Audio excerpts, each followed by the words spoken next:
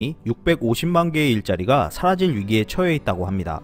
일본 GDP 224조 원 손실이 예상된다고 하는데요. 어떤 내용인지 알아보았습니다. 현재 일본에서 중소기업 및 개인 사업자들의 사업 승계 문제로 인한 폐업이 끊임없이 이어지고 있다고 합니다. 일본의 근간을 흔들 수 있는 문제라며 일본 정부도 관심을 보이고 지원에 나서고 있지만 진전이 없어 보입니다. 일본 중소기업청에 따르면 2025년까지 70세 이상의 중소기업 경영자는 245만 명에 이르고 절반은 후계자가 정해져 있지 않다고 밝혔습니다.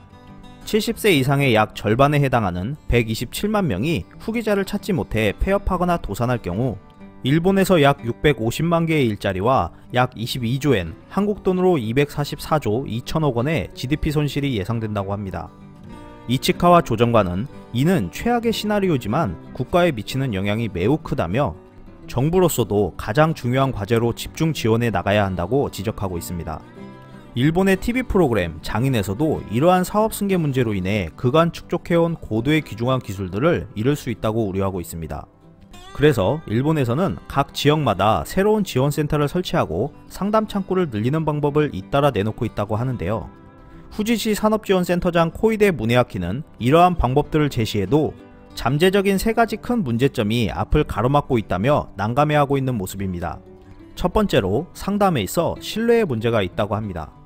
앞서 언급했듯이 사업 승계를 위한 상담 창구는 일본 전역에 준비되어 있지만 지금까지 접점도 없는 사람에게 매우 비밀로 하고 싶은 부분까지도 상담하는 것이라 상당한 신뢰가 없으면 할 수 없다는 것입니다.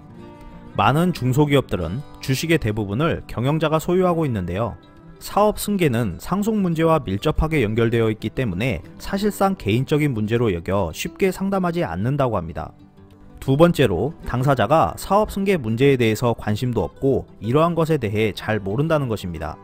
가정의 불화 또는 수도권에서 일자리를 잡아서 가업 자체에 관심이 없는 후계자가 많다는 것인데요. 부모의 지나친 간섭 때문에 가업이 싫다며 자신이 창업을 시작하거나 취업 자리에 만족하고 부모의 사업엔 관심이 없어 폐업의 길을 선택할 수밖에 없는 곳이 많다고 합니다. 실제로 지난해 일본 기업의 휴폐업 건수는 전국적으로 급증해 46,000건을 넘었고 이 중 절반이 흑자 경영 상태였다고 합니다.